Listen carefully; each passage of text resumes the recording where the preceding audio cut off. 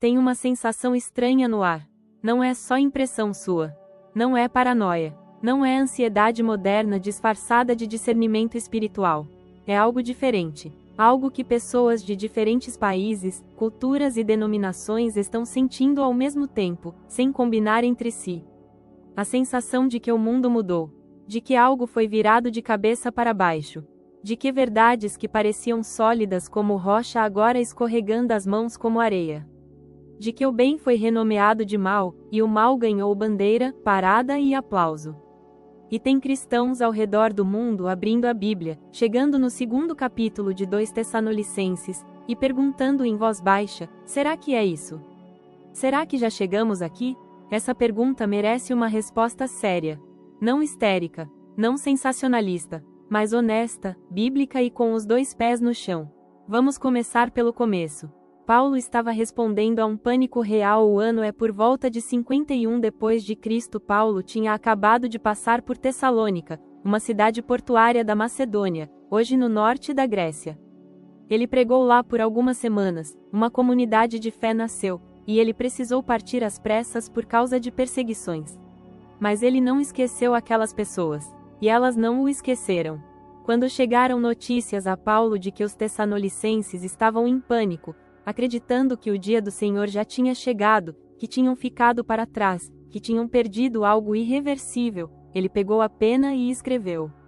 Com urgência, com amor, com clareza cirúrgica. Esse é o contexto de 2 Tessalonicenses 2. Não é um capítulo escrito para satisfazer curiosidade teológica. É uma carta escrita para acalmar corações desesperados, para devolver esperança a quem acreditava que a janela tinha fechado. E talvez, 2000 anos depois, seja exatamente isso que precisamos ouvir também. O que o texto diz, de verdade, vamos ler juntos. Sem pressa. Ora, irmãos, no tocante à vinda do nosso Senhor Jesus Cristo e à nossa reunião com Ele, rogamos que não vos movais facilmente do vosso juízo, nem vos perturbeis, quer por espírito, quer por palavra, quer por carta, como se fosse de nós, como se o dia do Senhor estivesse já presente. 2 Tessalonicenses 2 versículo 1 a 2. Repara na primeira instrução de Paulo: não se mova facilmente do seu juízo. Em outras traduções, aparece como: não percais facilmente a cabeça. Paulo está dizendo algo poderoso: a solidez da mente é parte da vida cristã. O pânico não é fé. A histeria espiritual não é discernimento. Manter o equilíbrio diante do caos é um ato de confiança em Deus. Mas ele não para na instrução. Ele explica o porquê. E aqui as coisas ficam profundas. Que ninguém vos engane de maneira alguma, porque isso não acontecerá sem que primeiro venha a apostasia e seja revelado o homem da iniquidade, o filho da perdição, o qual se opõe e se levanta contra tudo o que se chama Deus ou é objeto de culto, de modo que se assentará no templo de Deus, proclamando que ele mesmo é Deus. 2 Tessalonicenses 2 versículo 3 a 4. 2 coisas precisam acontecer antes do fim: a apostasia e a revelação do homem da iniquidade. Vamos falar sobre cada uma com cuidado. A apostasia, o grande abandono. A palavra grega é apostasia. Literalmente significa afastamento, retirada, abandono de posição. No contexto religioso, é o ato de alguém que um dia esteve sob a verdade virar as costas para ela deliberadamente. Não é a história do ateu que nunca conheceu o Evangelho. É a história de quem conheceu e escolheu deixar para trás. E quando você olha para o cenário cristão global dos últimos anos, é impossível não sentir o peso dessa palavra. Não estamos falando de pessoas que simplesmente pararam de frequentar a igreja. Estamos falando de algo mais profundo, mais calculado, mais visível. Pastores com décadas de ministério que publicaram carta aberta dizendo que não acreditam mais em Jesus. Líderes de louvor que anunciaram nas redes sociais que estão desconstruindo a fé. Teólogos com doutorado que passaram a defender doutrinas que contradizem abertamente as Escrituras, e continuam sendo chamados de cristãos. Tem denominações inteiras que revisaram sua posição sobre o que a Bíblia diz sobre sexualidade, pecado, salvação e a exclusividade de Cristo. Não porque encontraram nova evidência textual, mas porque decidiram que a cultura importa mais do que o texto. Isso é apostasia em movimento lento. É como assistir a um iceberg se dissolver. No dia a dia, quase imperceptível. Mas quando você olha as fotos de 10 anos atrás, fica sem palavras. E o mais perturbador não é a apostasia em si. É a velocidade, é a normalização, é o fato de que, em muitos círculos, quem permanece fiel à Bíblia é tratado como o problema. Você defende o que a Escritura diz sobre casamento e é chamado de intolerante. Você afirma que Jesus é o único caminho e alguém diz que você tem trauma religioso. Você cita um versículo e a resposta é um sermão sobre imperialismo cultural. A inversão é completa. E é global. Não confunda apostasia com perseguição antes de continuar. É importante fazer uma distinção que muita gente pula. Apostasia não é quando cristãos são perseguidos e fogem. Não é quando alguém abandona a fé por medo, dor ou pressão extrema. Isso é trágico, mas é diferente. Apostasia, no sentido paulino, é o abandono deliberado e vocal. É a virada de costas pública. É a negação ativa daquilo que um dia foi professado. E tem outro detalhe importante: apostasia não é só teológica. É também moral. Quando Paulo escreve em 2 Timóteo 3 sobre os tempos difíceis nos últimos dias, ele descreve pessoas que têm aparência de piedade, mas negam o seu poder. Pessoas que frequentam estruturas religiosas mas vivem de costas para o espírito. Uma religiosidade de fachada, uma fé de vitrine. Isso também é apostasia, mais silenciosa, mais perigosa porque é mais difícil de detectar. O homem da iniquidade. Quem é esse? Agora chegamos ao personagem mais misterioso do capítulo. Paulo o chama de o homem da iniquidade, o filho da perdição. Em outras traduções aparece como o homem do pecado. E ele adiciona detalhes perturbadores. Esse ser vai se sentar no templo de Deus proclamando ser Deus. Vai ser acompanhado por sinais e maravilhas mentirosos. Vai enganar os que não receberam o amor da verdade para serem salvos. Ao longo da história, teólogos e estudiosos fizeram uma lista enorme de candidatos para essa posição. Imperadores romanos, papas, Napoleão, Hitler, Stalin. Cada geração tem um favorito. E todas essas interpretações têm um problema em comum. Nenhuma chegou perto de cumprir o que Paulo descreve em sua totalidade. O que nos diz algo importante, talvez ainda estejamos esperando. Mas o que Paulo descreve não é simplesmente um líder político cruel.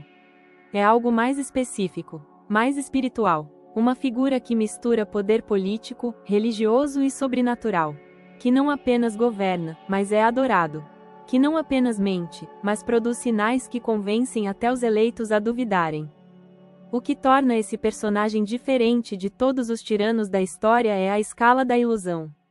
Paulo diz que sua vinda é, segundo a eficácia de Satanás, com todo poder, e sinais, e prodígios de mentira, v. 9.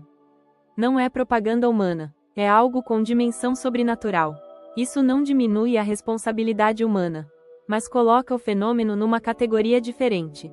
O que está sendo retido, e aqui chegamos num dos versículos mais debatidos de toda a Bíblia. E vocês sabem o que agora o retém, para que ele seja revelado a seu próprio tempo. Porque o mistério da iniquidade já está em ação, somente há aquele que agora o retém, até que seja tirado do meio. 2 Tessalonicenses 2 versículos 6 a 7. Paulo diz que existe algo, ou alguém, que está retendo a revelação do homem da iniquidade. Um freio, um obstáculo, uma contenção sobrenatural. E ele usa duas formas diferentes. Primeiro uma coisa neutra, o que retém, depois uma pessoa, aquele que retém. Isso indica que o retentor tem dimensões tanto institucionais quanto pessoais. Ao longo dos séculos, estudiosos propuseram várias identidades para esse retentor, o Império Romano. A lei, a ordem, a estrutura de governo que impedia o caos total. Quando Roma caísse, o caos viria. Essa foi a interpretação de muitos dos primeiros pais da Igreja, incluindo Tertuliano. O Espírito Santo, a presença ativa do Espírito no mundo e na Igreja como força de contenção do mal. Quando a Igreja for arrebatada, o Espírito deixa de operar de forma plena nesse mundo. O princípio da lei e da ordem em si. Qualquer estrutura, família, governo, religião, que ainda mantém a coesão social e freia o colapso moral. O próprio anjo Miguel, figura de contenção espiritual que aparece em Daniel como protetor de Israel. Nenhuma dessas interpretações é universalmente aceita. Mas todas convergem num ponto: existe algo que ancora o mundo num certo nível de ordem. E quando esse ankara for levantado, o que vier a seguir será diferente de tudo que a história conheceu. O mistério da iniquidade já está em ação. Presta atenção nessa frase de Paulo, porque ela é chave. O mistério da iniquidade não começa com o homem da iniquidade. Ele já estava operando no tempo de Paulo. É um processo, é uma infiltração gradual, é um trabalho de bastidores que acontece por debaixo da superfície da história. A palavra mistério em Paulo não significa algo incompreensível. Significa algo que estava escondido e agora está sendo revelado. Um segredo que está sendo desembrulhado. E a iniquidade opera como mistério porque ela não chega com placa de identificação. Ela não bate na sua porta e diz: "Oi, sou a apostasia." Ela se disfarça. Ela usa a linguagem de compaixão para redefinir verdades. Ela usa a bandeira da liberdade para demolir fundações. Ela faz o mal parecer progressão e a fidelidade parecer atraso. Paulo diz que esse processo estava em operação no primeiro século. Imagina o que 2000 anos de operação produzem. Então estamos ou não em 2 Tessalonicenses 2? Aqui precisa de honestidade. A resposta mais precisa é: não sabemos com certeza. Mas os sinais são suficientemente sérios para que nenhum cristão viva adormecido. Não dá para cravar data. Não dá para apontar para um líder específico e dizer: é ele. Não dá para afirmar que a apostasia que estamos vendo é a apostasia final do capítulo. Pode ser uma prefiguração, pode ser um ensaio, pode ser a abertura do ato final. Mas há coisas que não dá para ignorar. A velocidade de dissolução moral que estamos vendo não tem precedente histórico. Em questão de décadas, não séculos, posições que eram universalmente aceitas nas civilizações ocidentais foram invertidas, ridicularizadas e criminalizadas. O que antes era chamado de virtude agora é chamado de fobia. O que antes era chamado de pecado agora é chamado de identidade. Isso não é exagero dramático. É o que está nos manchetes. E dentro da igreja, a situação é igualmente alarmante. Pesquisas mostram que entre jovens que cresceram em famílias cristãs nos países ocidentais, a taxa de abandono da fé é historicamente alta. E não é abandono por ignorância. É abandono instruído. Pessoas que foram à escola dominical, fizeram acampamento de férias bíblico, cantaram no coral, e decidiram que não acreditam mais, ou que a fé precisa ser reimaginada, de forma irreconhecível. Isso é apostasia funcionando. Em câmera lenta, mas funcionando. A sedução do sinal e prodígio de mentira. Paulo faz uma observação que parece saída de um roteiro de ficção científica, mas é completamente bíblica. A vinda do ímpio será segundo a eficácia de Satanás, com todo o poder, e sinais, e prodígios de mentira, e com todo o engano de iniquidade para os que perecem. 2 Tessalonicenses 2, 9-10. Sinais e prodígios de mentira.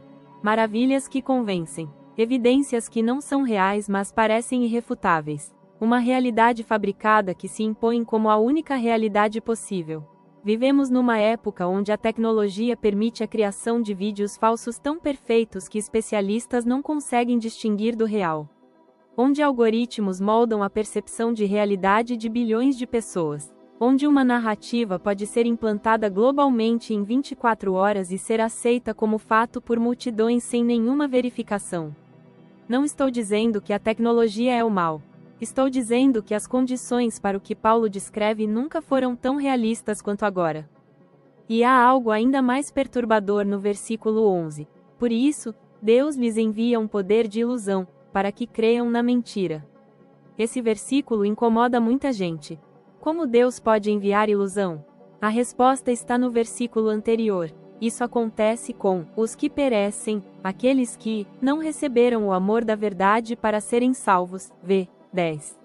Não é Deus agindo de forma arbitrária. É Deus permitindo que as consequências da rejeição deliberada da verdade se instalem. Quando alguém escolhe, repetida e conscientemente, fechar os olhos para a verdade, chega um ponto em que a capacidade de ver começa a se deteriorar. É uma lei espiritual tanto quanto física. O que isso diz sobre hoje? Existe uma geração crescendo que foi ensinada, sistematicamente, que a verdade é relativa. Que não existe narrativa objetiva. Que toda perspectiva é igualmente válida. Que a sua verdade pode ser diferente da minha verdade e as duas podem coexistir sem tensão. Isso parece aberto e tolerante. Na prática, é a preparação perfeita para alguém que venha com uma narrativa definitiva, irresistível e sobrenatural. Uma mente que foi esvaziada do conceito de verdade objetiva não tem defesa contra uma mentira suficientemente convincente. Paulo descreve exatamente isso. Quem não ama a verdade acaba acreditando na mentira. Não por acidente, por progressão lógica. E quando você olha para como as instituições de formação de pensamento, universidades, mídia, entretenimento, têm tratado a ideia de verdade objetiva nas últimas décadas, fica difícil não sentir o chão tremendo um pouco. Mas Paulo também fala de eleitos. Aqui entra algo que precisa ser dito com clareza, porque muita gente esquece quando lê esse capítulo. Paulo não escreve 2 Tessalonicenses 2 para assustar os fiéis. Ele escreve para ancorá-los. Olha o que ele diz nos versículos seguintes: mas devemos sempre dar graças a Deus por vocês, irmãos amados pelo Senhor, porque Deus os escolheu como primícias para a salvação, mediante a santificação do Espírito e a fé na verdade. Para isso os chamou por meio do nosso Evangelho, para que alcançassem a glória do nosso Senhor Jesus Cristo. 2 Tessalonicenses 2 versículo 13 e 14, no meio da descrição de apostasia, ilusão e caos, Paulo faz uma pausa e diz: mas vocês foram escolhidos. Isso não é ingenuidade, é âncora teológica. Paulo está dizendo que o cenário assustador que ele acabou de descrever não é o fim da história para quem está em Cristo. O caos não é o capítulo final, é o penúltimo. E o último capítulo tem um nome: o Senhor Jesus o destruirá com o sopro de sua boca e o aniquilará pela manifestação de sua vinda. V. 8. O homem da iniquidade, por mais aterrorizante que seja, tem uma data de validade.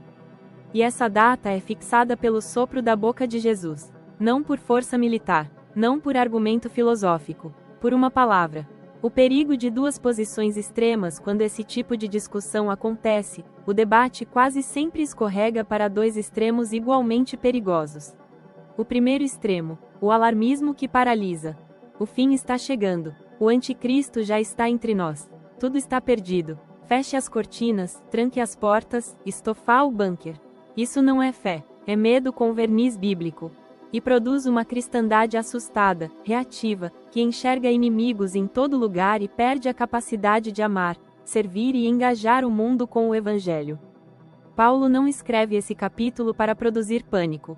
Ele explicitamente começa dizendo: não vos movais facilmente do vosso juízo, nem vos perturbeis. O chamado é para clareza, não para terror. O segundo extremo, a ingenuidade que adormece.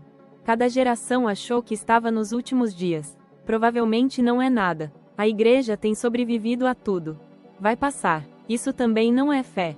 É preguiça espiritual disfarçada de maturidade. É a postura do servo que disse: meu senhor tarda, e começou a bater nos outros servos. Mateus 24, versículo 48-49. O chamado bíblico não é ao pânico nem à ingenuidade. É à vigilância fiel, ao discernimento ativo. A viver como se o Senhor pudesse voltar hoje, mas também como se você precisasse plantar uma árvore cuja sombra só seus filhos vão aproveitar. O que significa manter a tradição? Paulo termina a instrução com um chamado que soa estranho para ouvidos modernos. Portanto, irmãos, estai firmes e guardai as tradições que vos foram ensinadas, quer por palavra, quer por epístola nossa. 2 Tessalonicenses 2 versículo 15, a palavra, tradições, aqui não é sobre ritos religiosos ou práticas culturais. É para doses, o que foi entregue, transmitido, passado adiante. O depósito de fé recebido dos apóstolos. Em tempos de apostasia, a resposta não é inovar. É preservar. É segurar firme no que foi entregue. É resistir à tentação de reformar o Evangelho para caber nas expectativas da cultura. Isso não significa que a igreja não deve pensar. Deve, profundamente. Mas pensar de dentro da fé, não contra ela. Há uma diferença enorme entre teologia que aprofunda a compreensão do que foi revelado e teologia que negocia o que foi revelado para ganhar aprovação cultural. Hoje, a pressão para essa negociação nunca foi tão alta. E a fidelidade nunca foi tão cara. Uma igreja que não recua. Existe uma imagem na Bíblia que Paulo usa em Efésios, mas que se aplica perfeitamente ao que estamos discutindo aqui. Revesti-vos de toda a armadura de Deus, para que possais estar firmes contra as insídias do diabo. Efésios 6 versículo 11, a palavra-chave não é atacar. É estar firmes, resistir, não ceder terreno. Em tempos de apostasia, um dos atos mais radicais que um cristão pode fazer é simplesmente não se mover. Quando todo mundo está recuando, quando toda a pressão cultural empurra em direção à acomodação, quando o custo de permanecer fiel começa a aparecer nas relações, na carreira, na reputação, ficar de pé é um ato de guerra espiritual. E não é arrogância, é obediência.